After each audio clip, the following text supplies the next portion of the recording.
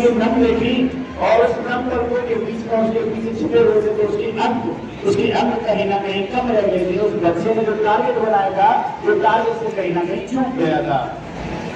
तो उसमें छोटी सी स्टोरी मुझे याद आई है, और वो स्टोरी क्या थी बेटा, राजस्थान के रेगिस्तान में, पीछे रचा है याद सुनेंगे सभी, राजस्थान के रेगिस्तान में दोपहरी ठीक दोपहरी में रेत से मृत्यु हुई सड़क, 5 वर्ष का बालक साइड में खड़ा हुआ है।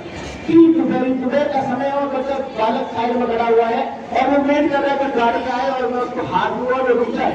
लेकिन होता क्या है, पहली गाड़ी आई और गाड़ी नहीं रुकी, वही दूसरी गाड़ी आई वो भी निकल गई, वो गाड़ी नहीं रुकी। अब भाई साहब छोटे से बच्चे ने सोच लिया था अब गाड़ी को एक दिया है, अब तो मुझे रोकना ही है किसी भी कीमत पर।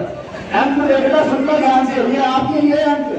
तो होता है तो तीसरी गाड़ी आती है, लाल रंग की चमचमाती हुई बड़ी सी गाड़ी आती है, बच्चा लगभग 500 ग्राम का पत्थर उठाता है और गाड़ी में तेज मारता है और गाड़ी रुक जाती है थोड़ी देर आगे चलकर।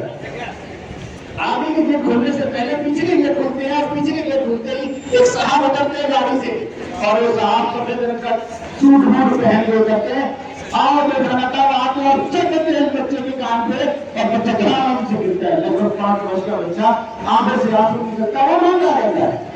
वो बच्चा कुछ नहीं कहता क्योंकि वो बोलने की तरीका ही नहीं है। तो बच्चा उस साहब का हाथ में लेता है और सड़क किनारे डाउन लेके जाता है और वो साहब उसका हाथ छोड़ता है और देखता है व्हील चेयर से बुजुर्ग आदमी, व्हील चेयर से एक बुजुर्ग आदमी सड़क किनारे पड़ा हुआ था और उसने व्हील चेयर में बिठाया और व्हील चेयर में बिठा करके तुरंत गाड़ी में बिठाया बुजुर्ग व्यक्ति को और बुजुर्ग व्यक्ति को गाड़ी में बिठा करके हॉस्पिटलाइज कराया और जब तक उसके साथ जब तक वो ठीक होकर घर न आया। वेरी गुड, बहुत बढ़िया। वो बच्चा उसके साथ ही था।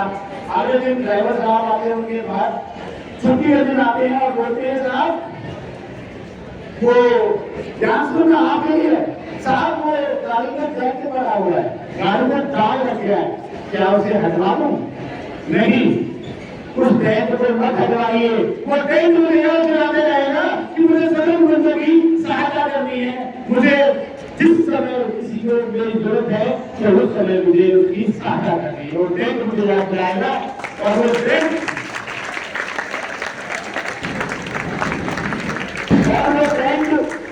हमारी लाइफ में, सबकी लाइफ में है वो टैंक आपको भी दूर करना है, ठीक है टीचर, हमारी भी रिस्पॉन्सिबिलिटी है वो टैंक को दूर करने के लिए। तो अंत में हमारे विद्यालय में ऐसा नहीं है कि हम सभी बच्चों को सर्विस करना चाहते हैं, हम सभी बच्चों को बोलते हैं कि 100 बच्चे तो लाओ नहीं। कुछ बच्चे ऐसे हैं जो शून्य का सवाल होते हैं, शून्य का सवाल होते हैं। चंद पंक्तियां पढ़ूंगा और उसके बाद मैं विराम लूंगा। मैं उदाहरण ले रहा हूँ साकिब साहब की ये लाइन, अगर आप तक पहुंचे, आप एक बार मस्तिष्क को टच करे तो आपकी तालियों की गति पुष्टि में चाहूंगा। मैं शून्य पर सवार हूँ, बेअदब सा खुमार हूँ, मैं शून्य पर सवार हूँ, बेअदब सा खुमार हूँ और मुश्किलों से क्या डरूं, मैं दुख का कहर आजाद हूँ। मैं शून्य पर सवार हूँ, मैं शून्य पर सवार हूँ। ऊंच नीच से बड़े मना रात में बड़े मगर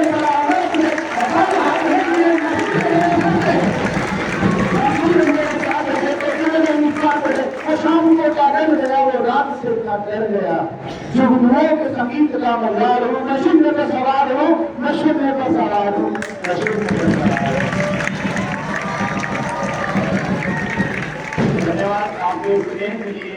और अंत में दो पंक्तियों से अपनी बात खत्म कर रहा हूँ, जिसको समझ आए तो हाथ उठाकर जरूर भाइयों से अभिवादन करना।